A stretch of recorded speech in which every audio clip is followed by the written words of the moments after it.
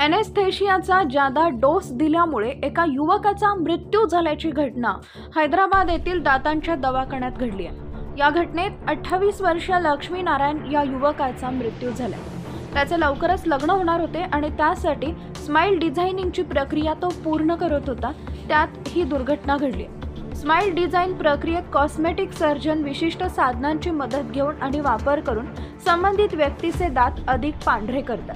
दातांमध्ये अंतर असेल तर तेही झाकलं जातं।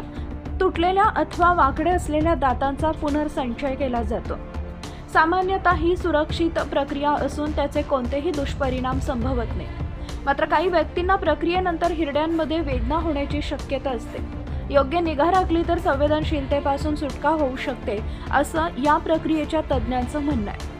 लक्ष्मी नारायणच्या मृत्यू संबंधात जारी केलेल्या निवेदनात म्हटलंय की तो स्माइल डिझाइन प्रक्रियेसाठी क्लिनिकमध्ये गेला होता। त्या दिवशी सायंकाळी त्याचे वडील विंजम रामलू यांनी त्याला मोबाईलवर कॉल केला होता, मात्र क्लिनिकमधील व्यक्तीने त्यांचा कॉल घेतला। त्यावेळी प्रक्रिया सुरू असताना तुमचा मुलगा बेशुद्ध पडला असल्याचं त्यांना सांगण्यात आले। लक्ष्मी नारायणला तातडीने जवळच्या रुग्णालयात नेण्यात आलं, मात्र त्याचा मृत्यू झाल्याचं डॉक्टरांनी सांगितले। निष्काळजीपणामुळे आपल्या मुलाच्या मृत्यूस कारणीभूत ठरल्याप्रकरणी नारायणच्या कुटुंबियांनी संबंधित दवाखान्याच्या विरोधात तक्रार दाखल केली आहे। नारायणला प्रमाणापेक्षा जास्त एनेस्थेशिया दिल्यामुळे त्याचा मृत्यू झाला असल्याचा त्यांच्या कुटुंबियाचा आरोप आहे। पोलिसांनी रुग्णालयातील सीसीटीव्ही फुटेज ताब्यात घेतला असून पुढील तपास सुरू आहे।